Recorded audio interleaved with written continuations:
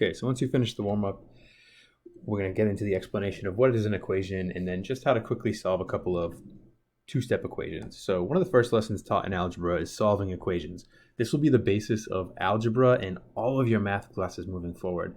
So many of the other lessons that we teach throughout the year will rely on this knowledge. So please, we need to make sure we understand this before moving on to the next topic.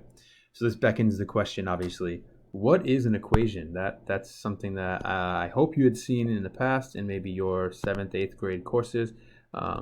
So what is an equation? An equation is a mathematical statement that shows that two quantities are equal. For example, 6 plus 3 equals 9 is an equation that shows that the expression 6 plus 9 is equal. So again, it is called an equation, and these things are always equal. That is the whole point of an equation. If something is an equation, it always has an equal sign in it. So 6 plus 3 is equal to the quantity 9. However, in algebra, one of these terms is typically unknown, and we call that a variable. So it's a variable, which is also a letter, is used in its place. For example, instead of 6 plus 3 equals 9 up here, x plus 3 equals 9 is an algebra equation. We must solve this equation to determine the value of x. I'm going to teach you how to solve many types of equations.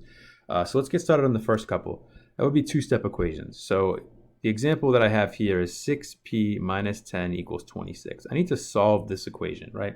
So I always need to undo what I have in my problem. So in this case, I have a minus 10 and 6 times p. I need to undo this minus 10 first by adding 10 to both sides. When I add 10, negative 10 plus 10 becomes 0. So then I have an equation that would become 6p equals 26 plus 10 is 36. Now at this point, I have 6 times p equals 36. I need to undo 6 times p. And the opposite of 6 times p is dividing by 6.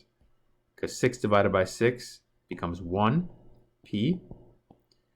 And then 36 divided by 6 would be our answer, but this is actually simplifiable. So 36 divided by 6 ends up becoming a nice whole number of 6.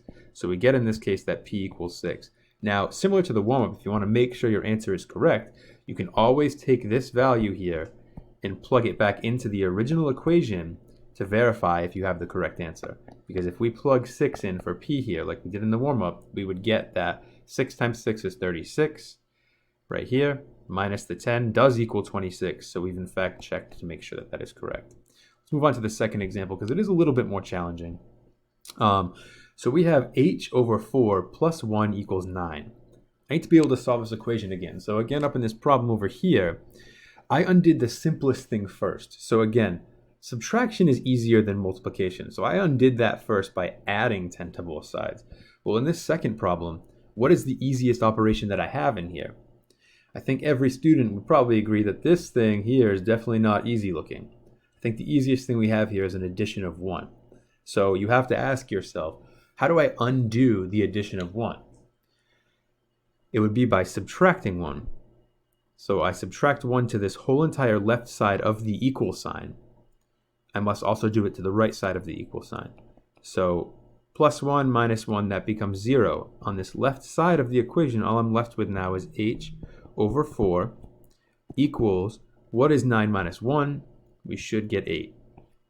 So now we're stuck very similarly in this last problem up here. We had 6p equals 36. Well, in this problem, I have h divided by 4 equals 8. How do I undo a division of 4? What would be the opposite of division? It was what you learned back in 3rd or 4th grade. When you learned division, you also learned at the same time or in the same year, you learned multiplication. So division and multiplication are what are called inverses of each other. So if I multiply this by 4, 4 divided by 4 becomes 1. I'm left with just h on this left side. But again, what I do to one side of this equal sign, I must also do to the right. So if I multiply that side by 4, I also have to multiply this side by 4. And I would get 8 times 4, which is 32. And again, you can plug 32 back into the equation and verify that you get a correct answer. In this case, if we plugged it in, we'd get 32 divided by 4, which is 8, plus the 1 is 9. So we verified that this one is correct as well. So what I'd like you to do now for the next 20 minutes or so is attempt to complete these next 4 problems on your own. They are very similar to the ones that I just went over, so you shouldn't have any issue with this. I will be in Teams on a live meeting for you if you need help. So again, if you're trying these problems on your own and you're really getting stuck on number 1 or 2, pop in that Teams live meeting and ask me any questions because I'll be there for that. Once you're done with that, you need to then go back to Teams and make sure that you click the turn in. And your homework tonight is here in the same OneNote page. It is a Microsoft form, so if you just click this little refresh button, it will load your Microsoft form. You don't even have to leave OneNote to do it. You can do it right in here. But also I did add an assignment in Teams so that you could see it separately from OneNote. So you don't need to complete it here in OneNote. But please make sure those things are done by the end of today. That is what you're going to be graded on. You'll get your 10 points for completing those 4 problems above, and you'll get your 5 points for homework by completing this form. All right, guys, I'll see you soon.